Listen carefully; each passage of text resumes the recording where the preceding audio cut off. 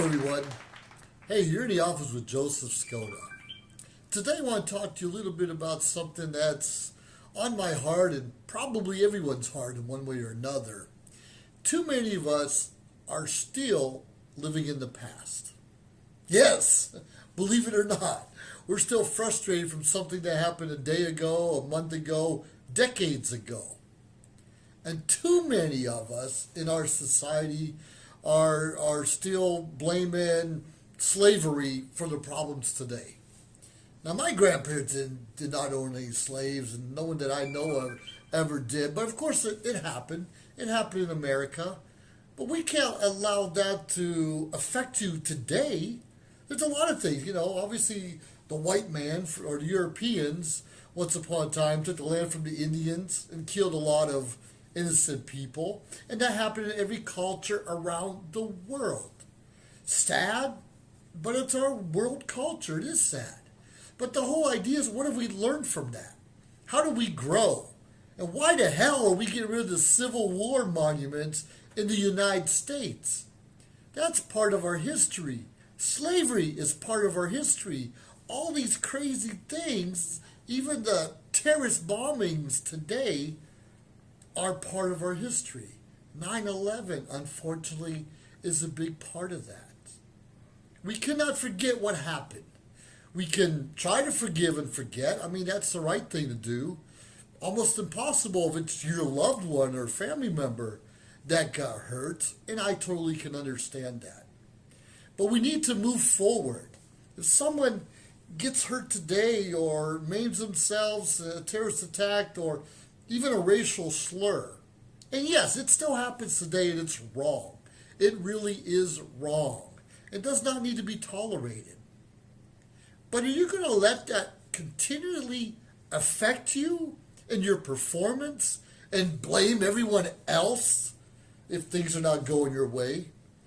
The problem with our government is sometimes we overdo trying to apologize. I'm not going to name anything, but like, for instance, a lot of our Indians on the reservations are doing really well with the casinos. And a lot of our minorities had special programs put into place to help with their education and job placement. And I understand, and maybe that was the right thing to do. But today we're letting in Muslims.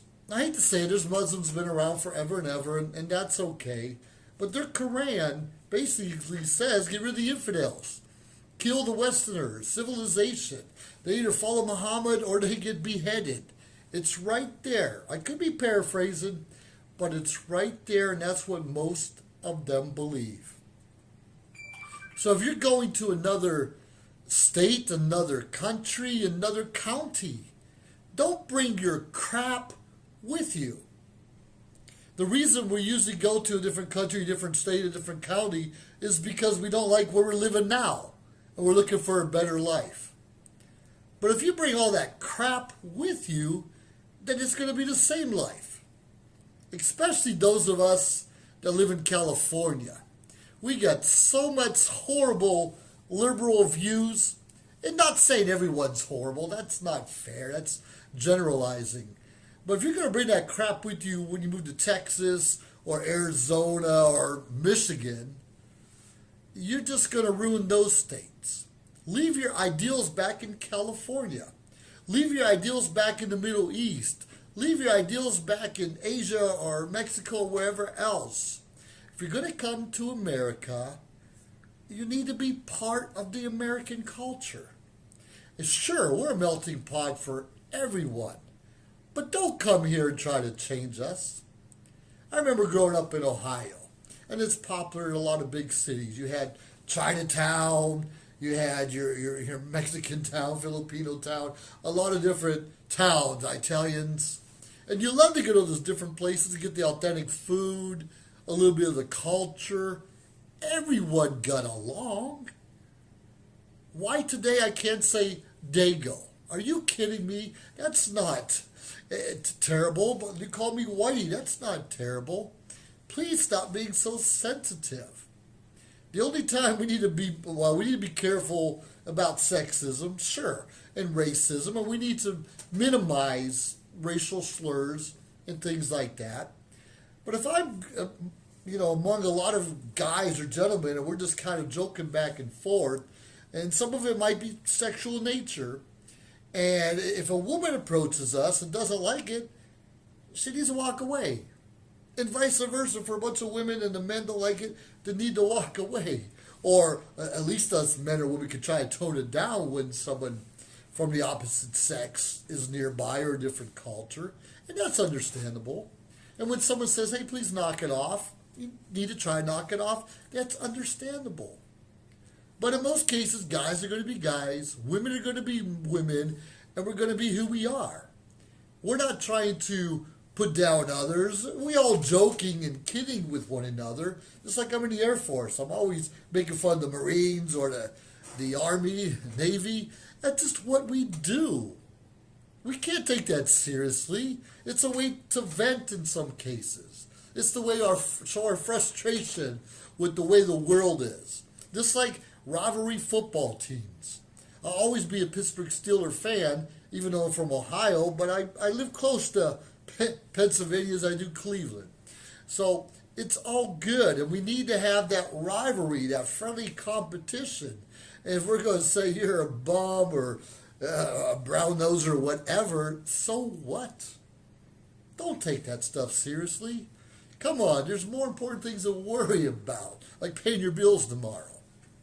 And if you don't like our president or your mayor, your governor, or your school superintendent, okay, that's fair. Pray for them anyways. They are our leaders, at least for 2 years, 3 years, 4 years, whatever it is. We need to pray they make the right decisions and lead us into a better life, a better world. Instead of being part of the problem, be a part of the solution. Prayer's a good start, but offering your help. Say, hey, hello, Mr. Mayor or Madam Mayor, is there something I can do to make it better for you in our town? We heard JFK say it back in, many decades ago. Don't ask what your country can do for you, but ask what you can do for your country. Ask what you can do for your country. Don't badmouth our leaders. And even Kim Jong-il, who, him and President Trump, they came up with an agreement to denuclearize the Korean Peninsula. And sure, that's a great thing, especially even looking for the military remains back decades ago. Those are great things. Now, whether they're shaking hands or smiling in the public, both presidents don't trust each other 100%. And that's okay. But you do what you have to do to get the paperwork done and get the job done. We do not need to be bad-mouthing our president or even the North Korean president at this time, because we're trying to collaborate so everyone's happier and more peaceful and, more importantly, safe in the near future. Sure, a lot of us have military or family members that died in the Korean War, the Vietnam War, World War I, World War II, and now the Gulf War and so many other conflicts we had around the world. And sure, we can be bitter. And a lot of us do have a chip on our shoulder and are bitter. And I am too, in some aspects. And I get mad when someone cuts me off on the road, or I get mad if someone got the promotion and I didn't get it. And I get mad about, different things, making money and so forth and so on. Even get mad in Toastmasters, where someone getting their educational levels or reaching higher achievements than I am. But we can't let those things dictate what we're going to do in the future. We cannot let those ideas and those bad things that happen in our culture mess up our future. I mean, come on. Hopefully most of us will have children one day, if we don't already do it, and grandkids. And if we're going to live bitter, sad lives and be depressed and angry all the time because of something that happened a long time ago, what are we showing our children? Our future, as they say. What are we showing them? That they can continuously protest stupidity? That they can walk around, with their pants hanging around their ankles? That pisses me off. Outside your ass? That's horrible. Besides not being sanitary when you walk into a restaurant and you just plain look stupid. Hey, I'm letting it out. That's how I feel. but I'm not going to let that ruin my day. I'm not going to let that ruin my future or any opportunities that come my way. I'm going to go out there, look for ways to make more money, make a better life for myself, and travel and vacation as much as I can. Sure, a lot of us have taken on jobs or went to school or maybe started different businesses that didn't quite work out. Maybe we had a coworker we could not get along with, or we're taking classes and the teacher was hard on us, whatever those reasons are, and we frustrated and get quit. Are we going to keep quitting every time we get mad or frustrated with someone? Or are we going to pivot, make a change, make a difference, and just kind of brush it off your shoulder? Come on, just brush it off. Because you and I are better than that, aren't we? Are we going to continue to let a bad egg, maybe a policeman, or a bad egg, a white, black, Asian, ruin it for everyone else? It's kind of stupid. We have bad cops, sure we do. But the majority of them are good and trying to do the right thing. And yeah, it's scary. If someone comes up to you, someone will spit on you, I'm going to bite you, I have a bomb in my pocket, a grenade, I have a knife, whether it's true or not. If a cop says, put your hands in the air, and you want to argue with them, and the cop's going to do any means he can to take you down. I don't care if you're just drunk and disorderly. Just obey the law, officials. You can fight it off in court later on. But you'll save yourself a lot of agony by just saying, yes, officer, I'll see you in court, but I'm signing here and I'm going to do what you tell me to do. Because if you're moving around, the officer tells you to stop, it also is going to take 2 or 3 or 4 of them to stop you. One can't. For one thing, he needs a witness. Rarely a cop can stop you for anything or arrest you without a witness these days.